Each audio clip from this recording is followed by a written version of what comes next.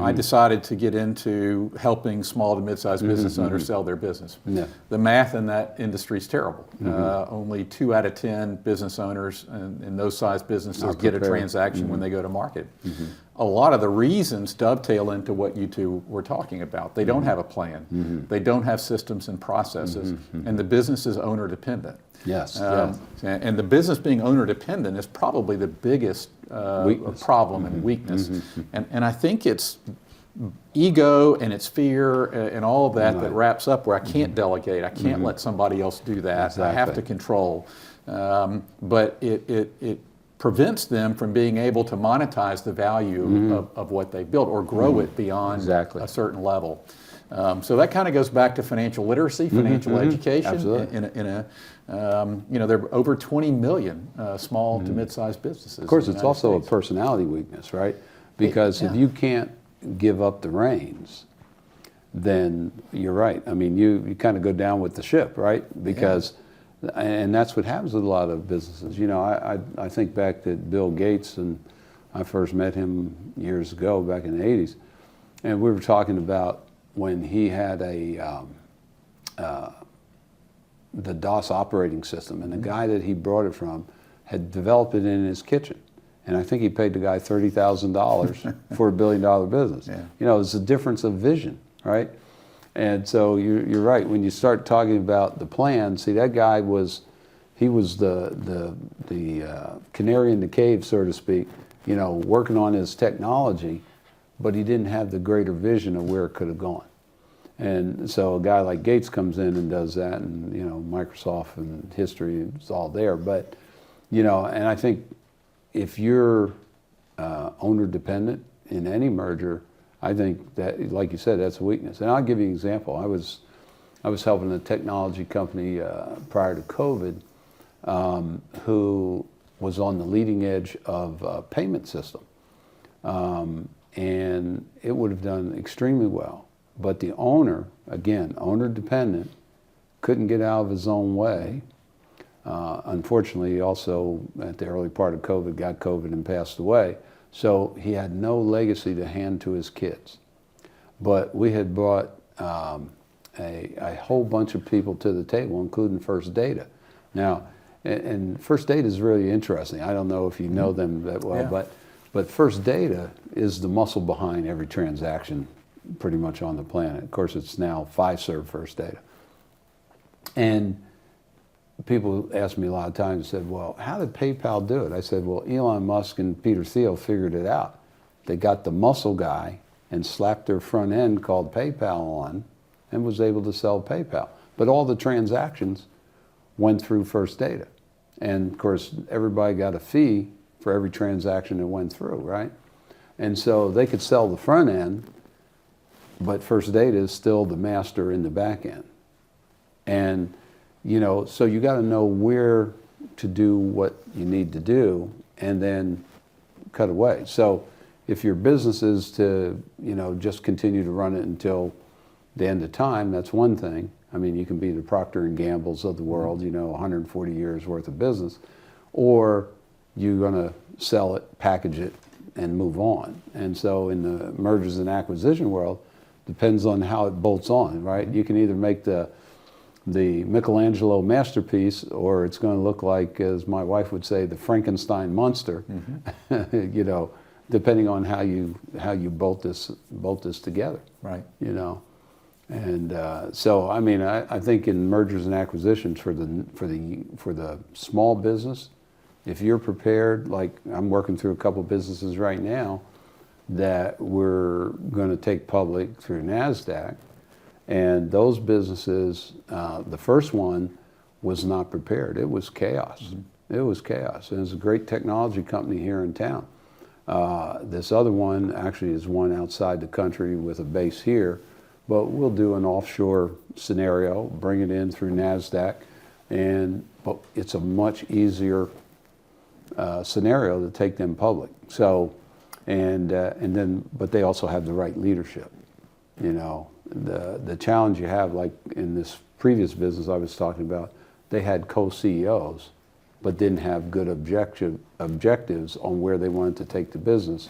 Then they brought a young guy in to be the president, and you know, he had some history in technology, a lot of lawsuits, done a lot of stuff with Google and all of this, but he had no idea of how to run this business. And the business was in chaos, and it has a great product. In fact, the U.S. government wants this product, but they can't deliver, you know, and it has automated manufacturing component to it. And so our group that was doing the acquisition to take them public said, look, we just got to leave them because, you know, they're like an anchor. They're not going to come up to the top of the water here. And, you know, at some point you just have to let them go, you know. Yeah, the demographics suggest there's a silver tsunami, as they call it, which I certainly am representative of people my age that are exiting their businesses while I'm starting a new one. And I kind of function as an emergency room. People come when there's a crisis and they're ready to exit, but they haven't done the planning. Yes. They haven't put the systems and processes in place. The business is owner dependent. So I guess if I were giving counsel to business owners today, I'd say start planning, just like that consumer that's living paycheck to paycheck. You got to start planning. You got to look at your situation. You got to make informed decisions. And the value that you can add by being thoughtful in that process and then going to market when you're attractive to the buyer makes a huge difference. I think to that point, Lane, is like having the mentality of starting with the exit. You know, you see Sinek, he has that book, Start with Why. But like I think from a building, like even my business is like, oh, it'd be cool to do this. Exiting has never been a thought process. Right. But even if it's not a thought process, if you start with those in building the right processes, the right management, the right structure, not only would you be able to exit, but you probably have a much more effective, efficient, profitable business in the first place. Right. Well, and if you own 100% of it, and you know, and this is kind of where self-inflicted wounds come in sometime, is that I have to own everything. And I said, well, figure out how you can share. Because if you share, you're going to bring some talent. And at the end of the day, if you go public, you're going to make a lot more money anyway. And you don't have to make every dollar. I mean, that's, you know, that's what I see with some of the small businesses. They want to make every dollar and not share it with anyone. Well, 100% of $1 million is $1 million, but 20% of 10 billion. Yeah. You know, it's just math. Yeah. Right. Well, and it all comes down to valuations, right? So how is somebody going to evaluate your business? You know, and those are all steps that you have to go through in that planning. There's a big disconnect there from my experience as well. If you're going to sell your house, then you're going to go to a realtor, and the realtor's going to say, well, there are 10 houses that sold in your zip code, and here's the range per square foot. Right. And you're going to trade somewhere in there. You may be the best house in the neighborhood or the worst house, but here's where you're going to trade. Exactly. People that own businesses, particularly small to mid-sized businesses, they just don't have an anchor. They don't have any orientation. Exactly. And I'll ask them, you know, what do you think your business is worth? Where do you think you'll transact? And they'll say, I need. So instead of saying, I think my business is worth, they'll say, I need $5 million. And I go, well, your need doesn't translate into a buyer's value. In there, that old antidote, need in one hand, something else in the other, see what happens? All right. Well, and also, I mean, you know, if you're going to do a merger or acquire them, you know, the question is how long do you want the owner to stay in, right? Yeah.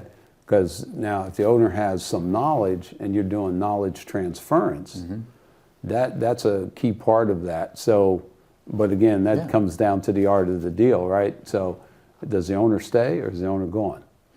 You know? Yeah, and a lot of the owners that approach me, you know, they're tired of the business, they're sick, there's some event that is driving them to want to sell, and they don't want to stay. Yeah. It's very common, particularly for a private equity buyer, to want that owner to stay for a year, 2 years, maybe even 3 years. Yeah, make sure it's in smooth transition. that transition. If you wait until there's a crisis, the discount that's going to be, even if you can get a transaction, it's going to be at a deep discount. So. Well, you know, I tell every business owner, start with this. We're all going to die, so get over it. And so work your plan.